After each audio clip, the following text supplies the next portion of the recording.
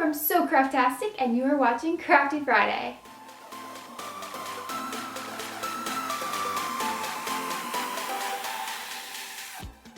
Welcome to episode 2 of the Tulip Tie-Dye Your Summer mini-series here on my channel, which is going to be going on for the next 2 weeks, 2 Fridays, so every Friday in May. If you missed last week's, I did a no-sew t-shirt tote bag, but today I'm going to show you how to tie-dye with ice. Before we get into that tutorial, go ahead and please click the red subscribe button underneath this video if you never want to miss a new video from me, and also click the thumbs up button. Now, let's ice tie-dye.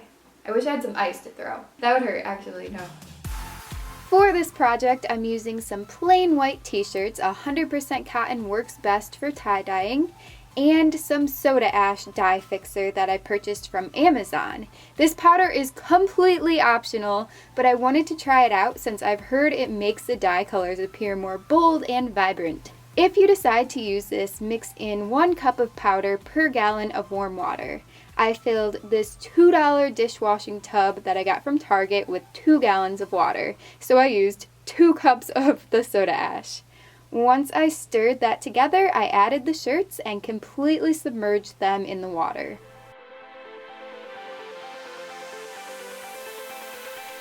I also threw in a few pillowcases and let it all sit for at least 20 minutes.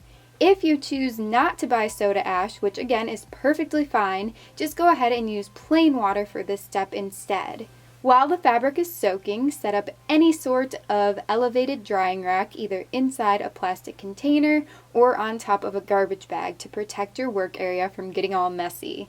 Then wring out the excess water from the shirts or fabric items that you're using, place them on top of the rack, and now you're going to crumple the fabric, kind of like I've done here with each item.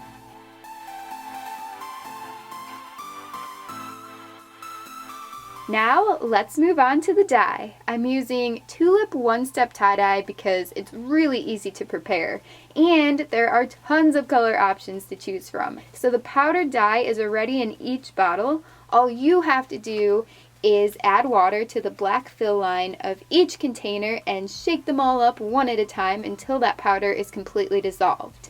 Here's everything all set up. Keep in mind I did this before preparing the dye, so it'll be as fresh as possible when I pour it on the fabric. But first, we need to add the ice cubes.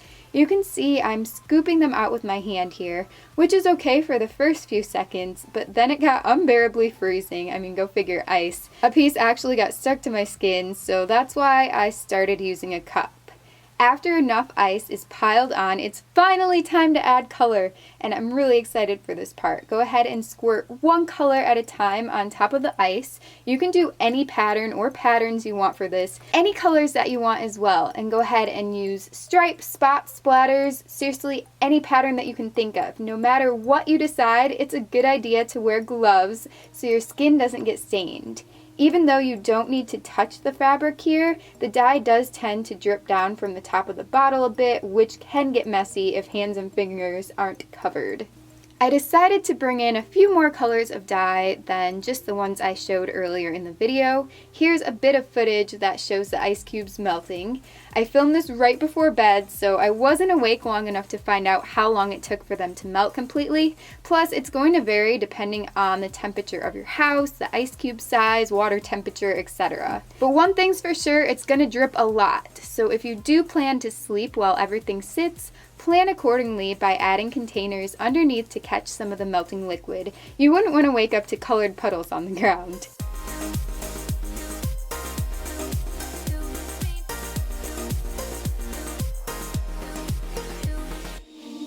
My cat Leo was begging for ice cubes this entire time. He always does that anytime he hears someone try to get ice out of the freezer. So here he is with his prize. I gave him one. He loves to bat ice around on the slippery floors in my apartment. Okay, back to the project. If you don't see enough color showing through to the bottom of the fabric after 30 minutes or so, you can add a bit more dye like I'm doing here. And as you can see, I've set up more containers underneath. Fast forward to the morning, all the ice has melted and it's time to rinse every single piece of fabric. Make sure the dye sits on your shirts and or pillowcases or whatever fabric you're using for at least 6 to 8 hours before moving them to the sink. One at a time, I'm rinsing the excess dye from everything I colored. Keep the fresh water flowing until it appears clear when you wring out the shirt. Then, when you finally get to unbunch your creation, the lovely blended ice effects are revealed. Voila! I'm running away from this pain. I'm trying to find a new way where the sun's shining down on my face. Here are all 3 of the shirts I tie-dyed. They all look so cool and completely different from one another, aside from their kinda watercolory appearance.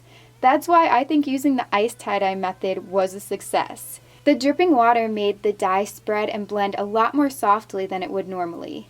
You can dye anything you want using this ice tie-dye method, such as shirts and pillowcases, of course, but also bed sheets, curtains, shorts, socks, tote bags, and more. To find other videos, patterns, and inspiration in general, check out the Tie-Dye Your Summer website. There's a link in the description box below.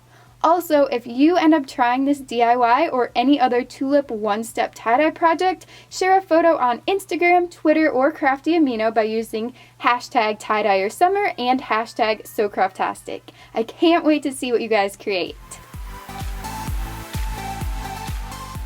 Thank you guys so much for watching. I hope you enjoyed. Like I mentioned, don't forget to check out the Tie-Dye Your Summer website, which I'll link below, and you can find different videos, patterns, and inspirational ideas on there. For tie-dye, of course. So these are the shirts that I tie-dyed last week. If you missed that video, I'll also link that below. So these I did not use the soda ash with, and they are pretty bright, but it's hard to explain, and it's going to be almost impossible for you to tell the difference on camera probably, but I do feel like the soda ash did add some different level of vibrancy, and it seems more vivid. So I think it did work, but there's not a whole lot of difference, so if you don't have the soda ash, don't worry, you're still going to get a bright shirt, and it's going to be really colorful like this. Let me hold these really still and up close, because I tend to move things around when I shouldn't. To check out even more of my most recent videos, go ahead and click the I button up there in the corner, and I'll have my most recent craft haul and the tie-dye t-shirt tote that I told you about, and some other fun things. I hope to see you guys back here next Friday for another Tie-Dye Your Summer video, and I hope you guys have a great rest of the day. See you soon. Bye. Check out all my social media links in the description box below. Bye. Yeah. Oh. Okay.